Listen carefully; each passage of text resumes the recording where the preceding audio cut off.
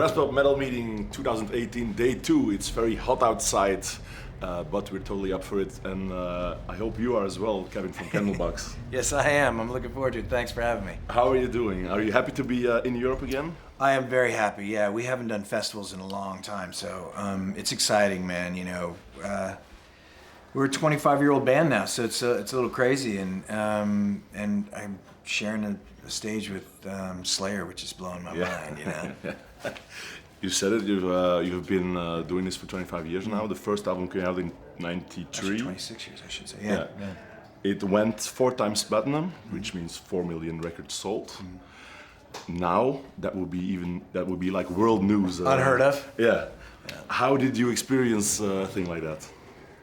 You know, I think any band at the time in the '90s that was making good music, you know, was lucky enough to sell records. I had no idea that when we started Candlebox that it would be remotely as successful as it was. You know, touring with Rush and Living Colour and Metallica and all those types of things, and then touring Europe with Henry Rollins for the very first time in '94. I think was a real eye-opening moment for me. But if you'd have told me that we were going to sell 4 million records, you know, and I think it's actually 7 million worldwide, which is even more shocking to me, I would have never believed you and told you were crazy. But I mean, here we are, and people still listen and want to hear what we're doing, so that's all right, you know. You were just kids back in the day. Yeah.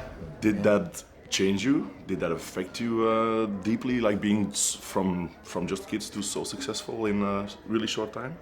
Well, not me so much, but a couple guys in my band. It was hard. I mean, I think none of us were really prepared for success. Seattle bands were always kind of, you know, not really concerned about it. You know, just that's what it is, and it does what it does, and you keep making music.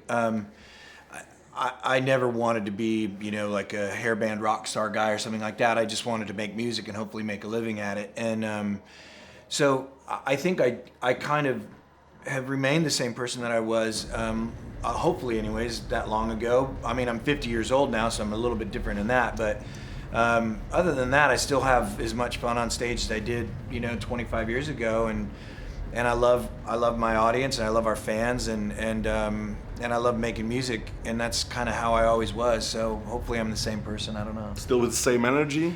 Well, yeah, I don't move around as much as I used to, but I may jump here and there, but no stage diving. A stretch before and after. Yeah, a good 30-minute stretch, a little bit of yoga, some meditation. Yeah. But yeah, I mean, no stage dives or anything like that. I'm not stupid. I used to be stupid, so maybe I have learned a little bit.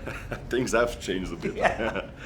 The first 3 records came out on the Maverick label, which was co-owned by Madonna.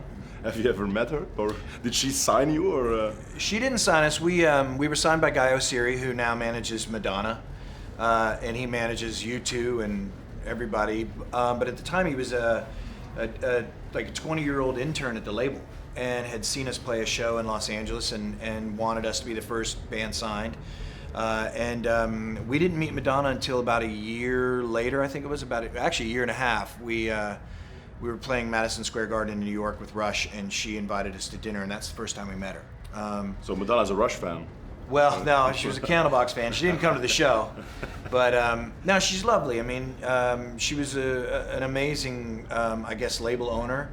Was very generous with their time, and the label, you know, paid attention to, I think, every band that they had. I mean, you look at what happened with Deftones and Alanis Morissette, some really great successes, and that comes from, you know, people that believe in the music that they're supporting, and so Guy had her ear, and she let him have her money.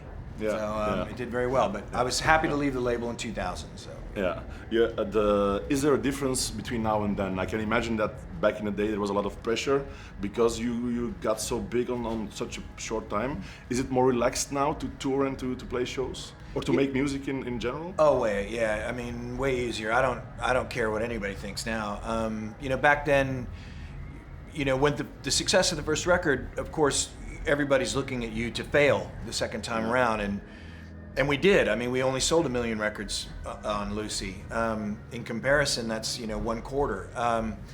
But I think as a band, we got stronger as musicians and better songwriters, and Happy Pills came out. But you know, a lot of the energy was shifting musically at the time that we made Lucy and Happy Pills, and you know, bands like Korn and Limp Bizkit and all that was really kind of taking over the scene. And if I were to give an example of any kind of band that I would compare us to, we're like the Journey of rock and roll. That Journey kind of did what they did and then went away for a while and then kind of came back.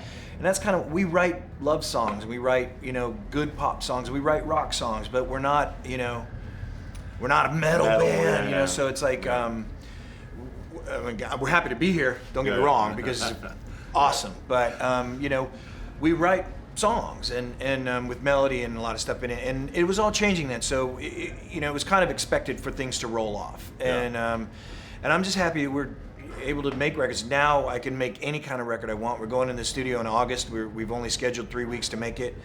We have 5 songs written and I've got to do 12, so I'll write the other 7 in the studio, and that's fun. It's off the cuff, and I grew up on punk rock, and my way of looking at it is if you're spending too much time on it, you're wasting energy. It's jazz. Yeah. Don't think, it's all here, Yeah.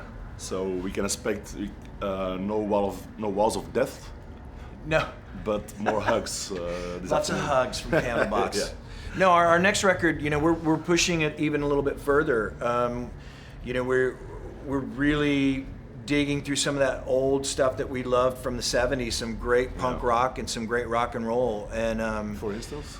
Well, of course, The Clash has always been like one of my favorite bands, but I don't know if you know a band from California called Love. They were like So there was some great rock and roll that they did, so I'm kind of digging through that catalog. Can. Great, So some great songwriting, absolutely. I mean, I love Britpop, so a lot of that kind of great 90s Britpop, I don't know if it's going to be a punk rock record or what, but it will definitely be loud. And of course, Rust Never Sleeps is one of my favorite records, and we've got a couple songs that are written around that style of Neil Young. So. Oh, that's cool.